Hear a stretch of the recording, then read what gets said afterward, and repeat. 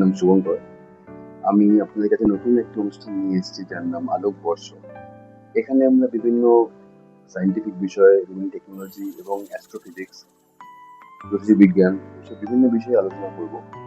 তার আগে বলে রাখি, আমি কোনো সায়েন্টিস্ট বা কোনো অ্যাস্ট্রোফিজিসিস্ট নই। আমি একজন সাধারণ মানুষ যে বিভিন্ন বিষয়ে জ্ঞান অর্জন করতে ভালোবাসে এবং বিভিন্ন প্রশ্নের উত্তর খুঁজতে ভালোবাসে, এবং সেগুলি আপনাদের কাছে আজকে নিয়ে এসেছি এই অনুষ্ঠানের মাধ্যমে। এখানে আমরা বিভিন্ন বিষয় নিয়ে আলোচনা করব। যেমন অজানা জানা জিনিসকে আমরা আরো ভালো করে জানার চেষ্টা করব এবং আপনাদের সঙ্গে সেটা ভাগ করে নেব। যদি আপনাদের ভালো লাগে আমাদের অনুষ্ঠান, প্লিজ লাইক করুন এবং সাবস্ক্রাইব করুন। তো শুরু করছি আজকের অনুষ্ঠান, প্রথম পর্ব। তো আজকে আমরা অনুষ্ঠানের যে টপিকটা রেখেছি তার নাম হচ্ছে অ্যাস্ট্রোনমি, অর্থাৎ জ্যোতির্বিজ্ঞান।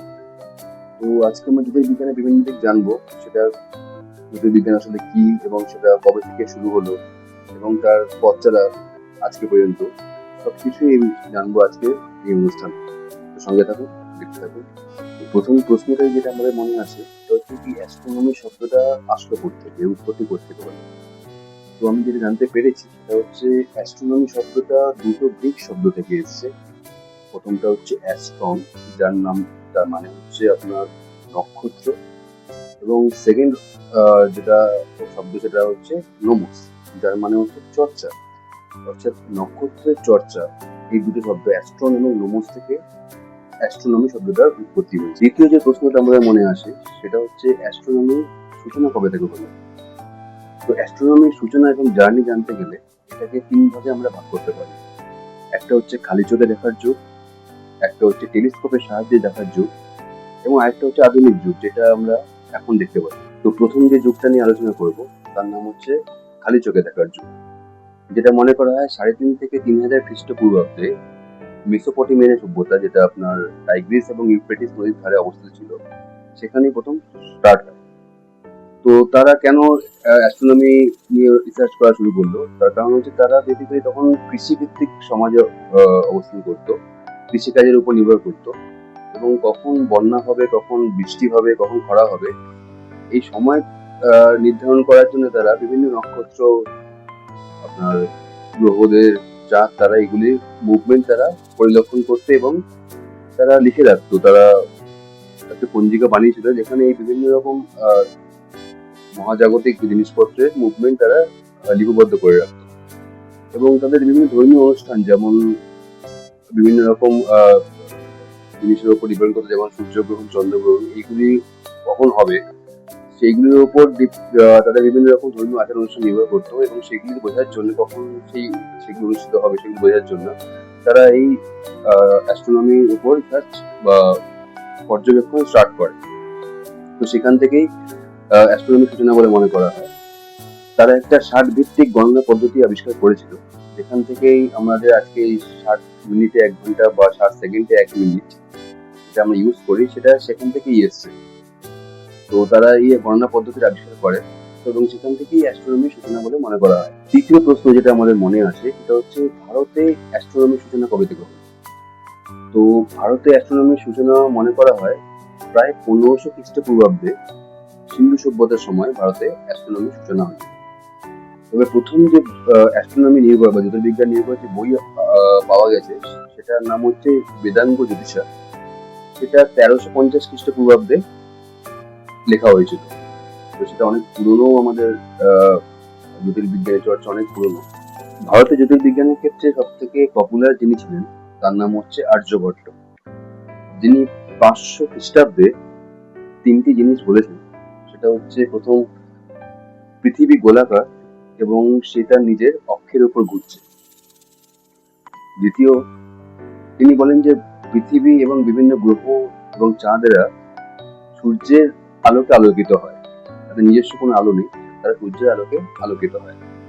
এবং তৃতীয়, তিনি বলেন যে এই যে গ্রহণ হয় সেটা ছায়ার জন্য হয়, এবং পৃথিবীর যে গ্রহণ পৃথিবী থেকে আমরা দেখি, চন্দ্রগ্রহণ বা সূর্যগ্রহণ, সেগুলি চাঁদের ছায়া পৃথিবীর উপর পড়ে বা পৃথিবীর ছায়া চাঁদের উপর পড়ে, এবং সেই কারণেই সেই গ্রহণ হয়।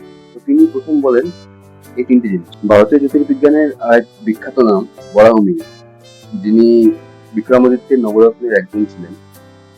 এবং 550 খ্রিস্টাব্দে যিনি তার বিখ্যাত বই পঞ্চসিদ্ধান্তিকা রচনা করেন, যেটি 5টি খণ্ডে বিভক্ত, এবং তার আরেকটি বিখ্যাত বইয়ের নাম বৃহৎ সংহিতা।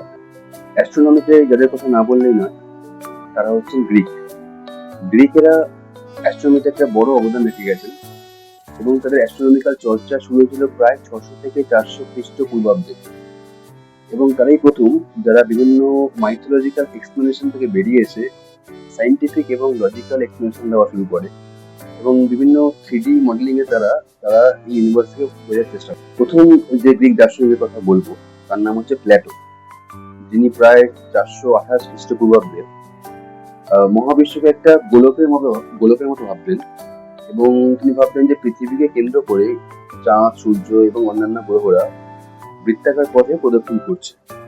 তারপর যিনি আসেন তার নাম হচ্ছে অ্যারিস্টটল, আপনারা শুনেছেন অবশ্যই তার নাম।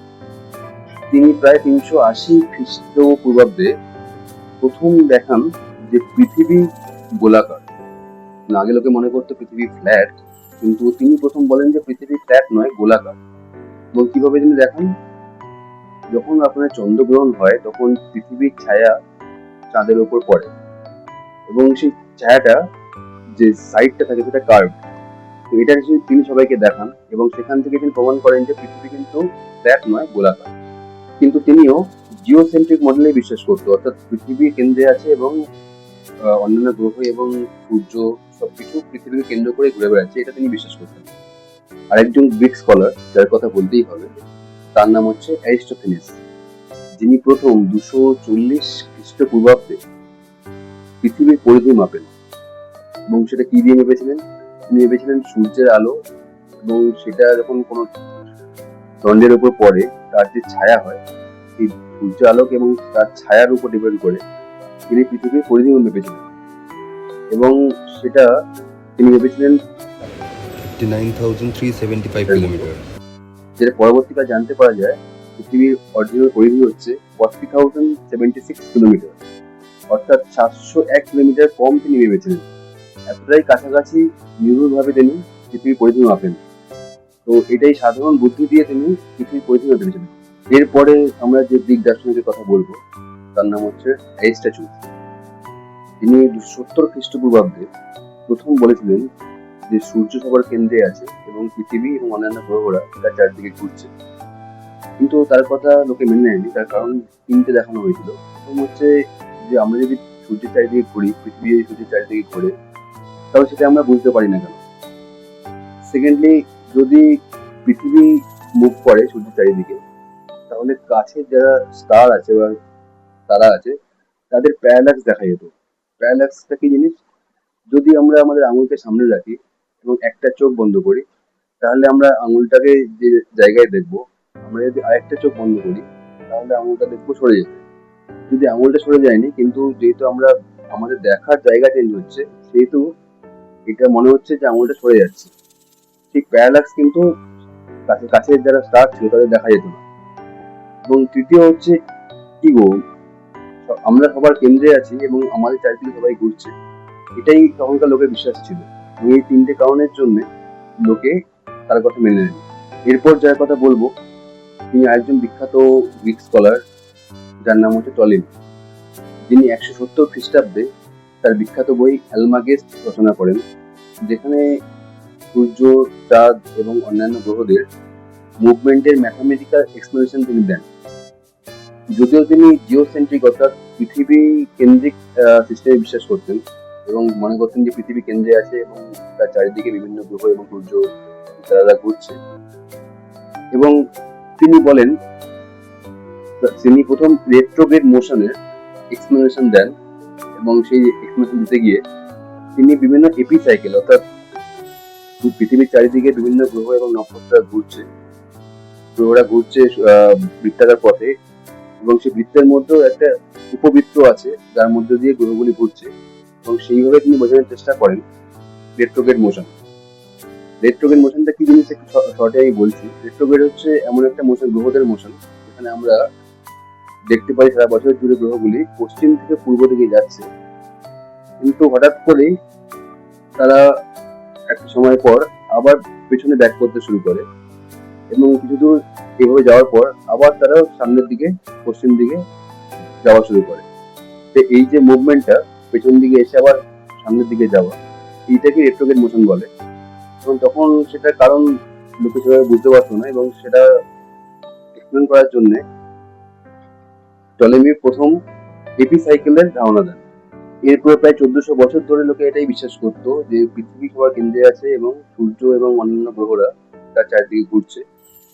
এবং 1400 বছর পর তিনি প্রথম এসে এই ধারণাটা বদলে দেন এবং বলেন যে সূর্য সবার কেন্দ্রে আছে এবং পৃথিবী এবং অন্যান্য গ্রহরা সূর্যের চারিদিকে ঘুরছে।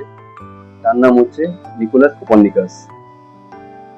নিকোলাস কোপার্নিকাস এবং তার পরবর্তীকালের যে অ্যাস্ট্রোনমিক জার্নি, সেটা নিয়ে আমরা পরবর্তী অধ্যায়ে আলোচনা করব। আজকে পর্যন্ত এইটুকুই থাক। নমস্কার, ভালো থাকবেন।